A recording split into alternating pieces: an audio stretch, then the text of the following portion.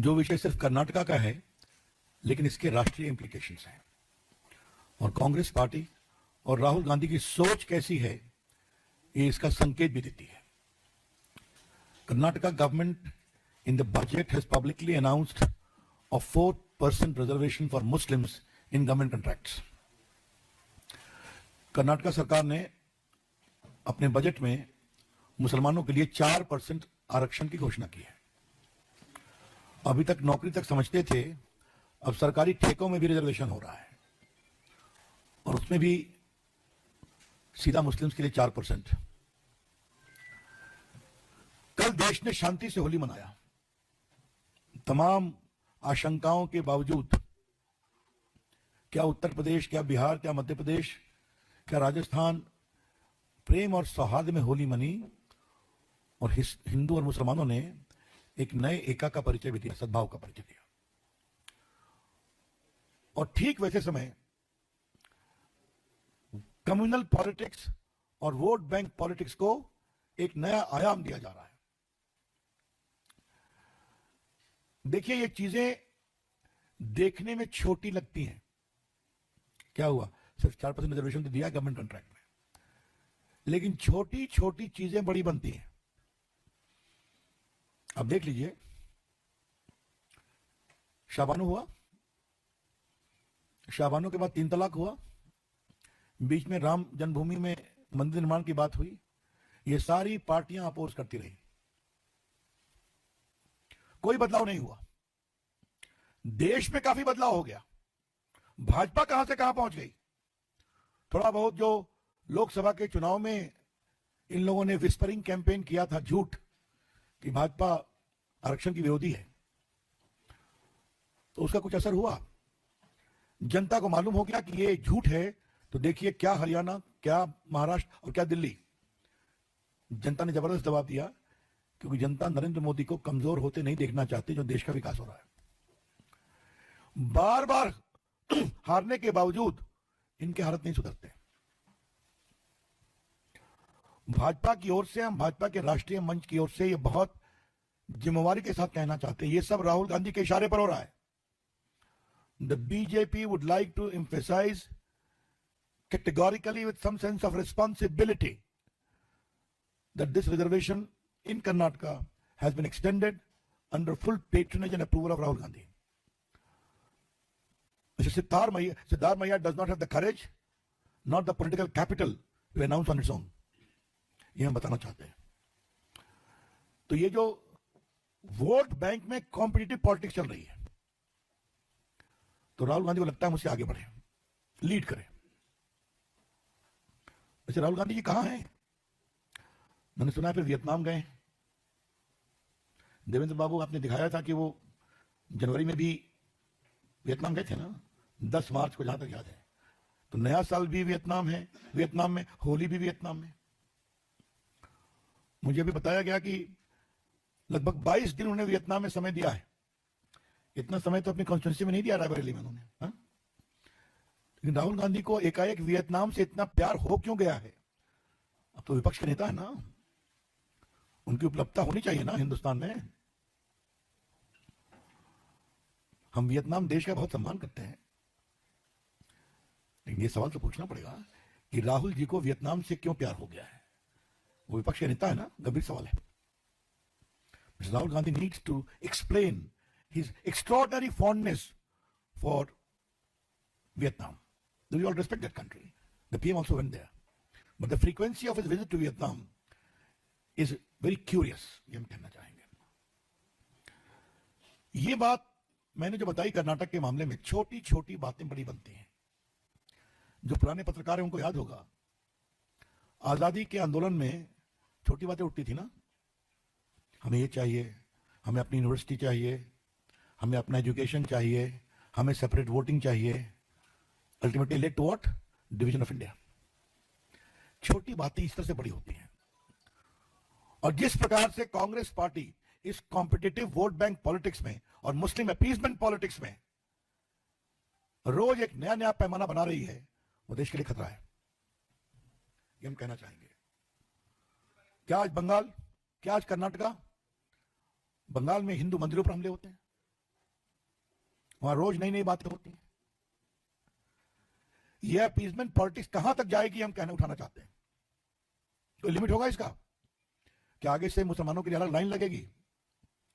ये टिकट लेना है रेलवे का, सिनेमा का, रिजर्वेशन का, तो उसमें भी रिजर्वेशन होगा क्या? मतलब मैं अभी संवैधानिक विषय पे आऊंगा। अभी मैं इसके बिल्कुल प्रैग्मेटिक पॉलिटिकल कंसिडरेशन पर अपनी टिप्पणी कर रहा हूं।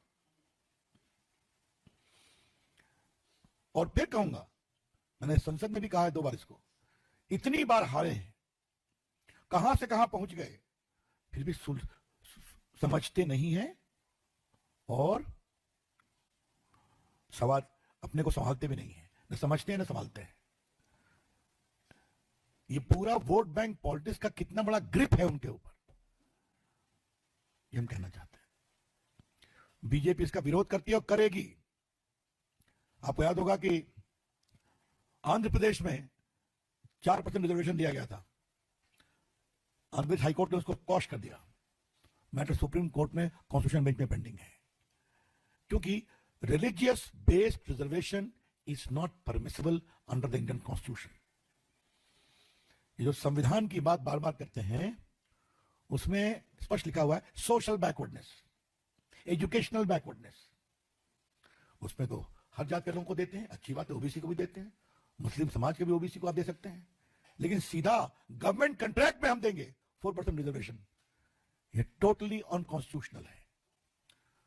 और आपको मालूम है कि सुप्रीम कोर्ट ने क्या इंदिरा शाह केस हो या बाकी केसेस में कई बार कहा है। अभी देखिए कलकत्ता में कलकत्ता हाई कोर्ट ने कॉश कर दिया था reservation on ground of religion, supreme court में आया, वो मैटर पेंडिंग है। सुप्रीम कोर्ट ने क्या कहा था कि 9 दिसंबर 2024 reservation must not be based on religion, says supreme court to West Bengal. बार बार कहते हैं, क्योंकि भारत का संविधान अलाउ नहीं करता इसको। सोशल बैकवर्डनेस पर आप कर सकते हैं, लेकिन इस पर सुप्रीम कोर्ट के दर्जनों जजमेंट है, अभी मैं उस पर आपका समय नहीं लूंगा। लेकिन ये एक वेल सेटल्ड प्रिंसिपल है, कोई सोशली एजुकेशनली बैकवर्ड है, उसका बैकवर्डनेस आप डिसाइड करिए, सर्वे करिए, उसको डाल दीजिए। लेकिन सीधा एक कम्युनिटी, रिलीजियस कम्युनिटी के बेसिस पर हम रिजर्वेशन दें, ये परमिसिबल नहीं है। मनमोहन सिंह ने वही शुरू किया था, आपको याद होगा, Muslims are the first right over the national resources. और राहुल गांधी तो उनसे भी आगे कह गए कि कांग्रेस मुसलमानों की पार्टी है।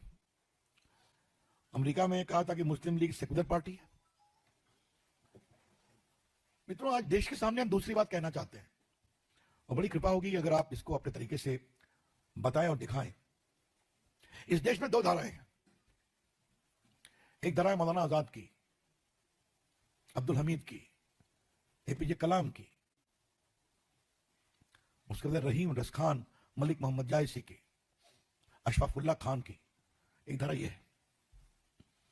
और दूसरी धारा तो आप जानते ही हैं, जिन्ना चले गए, जिन्ना की पॉलिटिक्स करने वालों को छोड़ गए। राहुल गांधी ने कहा था ना कि मुस्लिम लीग सेक्युलर पार्टी, याद होगा आपको, अमेरिका में उनका स्टेटमेंट था। तो हम कैसे उस समाज के नेताओं को पैदा कर रहे हैं, ये बड़े सवाल है। हम बिल्कुल पक्ष में हैं। आज देखिए मोदी जी की सोच कि अंडमान में परमवीर चक्र अवार्डी के नाम पर टापू की घोषणा की गई, एक अब्दुल हमीद के भी नाम पर है। एपीजे कलाम को तो राष्ट्रपति हमारी सरकार ने बनाया था, अटल जी की सब थे प्रधानमंत्री तब। मौलाना आजाद की सोच का हम सभी सम्मान करते हैं। तो ये जो पूरी सोच है, आज क्योंकि इस विषय पर प्रेस कर रहा हूं तो अपने एक अनुभव को आपसे शेयर करने की इच्छा है। अटल जी की सरकार में मैं इंफॉर्मेशन ब्रॉडकास्टिंग मिनिस्टर था, तो मुझे भारत पाकिस्तान के क्रिकेट को देखने का निमंत्रण मिला था लाहौर में। अटल जी से पूछा कि जाओ देखाओ क्या हो रहा है। ऐसा हुआ कि जहीर खान ने और इरफान पठान ने शुरू के 3-4 बॉल ओवर में ही 4-5 पाकिस्तानियों को आउट कर दिया। तो साहब आप सोच सकते हैं कि पूरा लाहौर गद्दाफी स्टेडियम फुल है और भारत के मुसलमान बॉलर पाकिस्तानी बैट्समैन को आउट कर रहे हैं। तो मेरे बगल में पाकिस्तान के विदेश मंत्री बैठे थे। जनाब प्रसाद साहब, ये जहीर खान कहां का मुसलमान है, इरफान पठान कहां का मुसलमान है? मैं चुप रहा। फिर वो इलाहाबाद का अपना मुस्लिम प्लेयर था, नाम मैं भूल रहा हूं, मोहम्मद कैफ, वो बैटिंग में आया, उसने 1 ओवर में 2 छक्के मारे, दूसरे ओवर में 2 छक्के मार दिए, 66 रन बनाया। फिर मुझसे पूछा, जनाब ये मोहम्मद कैफ कहाँ का मुसलमान है? हमने कहा, जनाब ये तीनों भारत माता के बंदे हैं और भारत को जिताने के लिए आए हुए हैं। उन्होंने मुझे देखा, कहा आप बीजेपी वाले? हमने कहा जी, हम यही सम्मान करते हैं और यही सम्मान हम करते रहेंगे। इसलिए फिर कहता हूं, इन लोग के वोट बैंक पॉलिटिक्स का जो कंबैटिव कंपैरिजन हो रहा है, वो उन मुसलमानों को की आवाज को कमजोर करता है जिन्होंने इस देश को आगे बढ़ाने का काम किया है। और हम चाहते हैं वो आवाज मजबूत बने। कभी ठेकेदारी में रिजर्वेशन दे दो, कभी करो उनको फर्स्ट राइट है। और आज देश के बहुत सारे मुसलमान इस तरह की पॉलिटिक्स को लाइक नहीं करते हैं। आपने देखा होगा, राम मंदिर बनने के बाद आज वहां करोड़ लोग जा रहे हैं, देख रहे हैं ना आप। हाँ? आज काशी में भी बुर्का पहन के हमारी बहनें होली मना रही है ना, ये बदलाव हो रहा है। तो मुझे लगा कि आज को मैं इस बात को कहूं, ये डॉक्टर बाबा साहब अंबेडकर की राइटिंग एंड स्पीचेस है, वॉल्यूम 17 पार्ट 3। इसके पेज 418 पर 27 अक्टूबर 1951 में दिए गए बाबा साहब के भाषण का जिक्र है। तो सब लोग बाबा साहब की फोटो लेके चलते हैं ना। आई रिपीट, बाबा साहब Ambedkar writings and speeches, volume 17 part 3, पृष्ठ संख्या 418। Just see the leader of Congress party, Pandit Nehru. He has delivered 2,000 speeches during the last 20 years, but he has never spoken about the welfare of scheduled caste even once. From this you can judge what sympathy Congress party can have for our people when its leader is so adamant. Pandit Nehru is always for Muslims. I do not want that Muslims should be neglected, but I do want that Muslims should not enjoy at the expense of other communities. ये सच्चाई है ना। अगर आप खाली उनको reservation देंगे तो जो बाकी सोशली बैकवर्ड हैं उनका हिस्सा मारा जाएगा ना। तो बहुत सिंपल सी बात है, रिजर्वेशन की भी सीमा है ना। You can't have 100% reservation. तो ये असंवैधानिक है, ये राष्ट्र को कमजोर करता है, ये अपीजमेंट पॉलिटिक्स को और बढ़ाता है और देश की एकता को कमजोर करता है। इसीलिए ये जो कर्नाटका का निर्णय था, इसको रखना जरूरी था राष्ट्रीय परिप्रेक्ष्य में।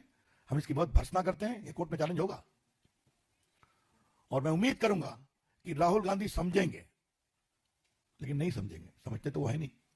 तो शायद इनका देखा देखी बाकी कांग्रेस प्रदेशों में भी होने की कोशिश होगी, हम वहां भी विरोध करेंगे।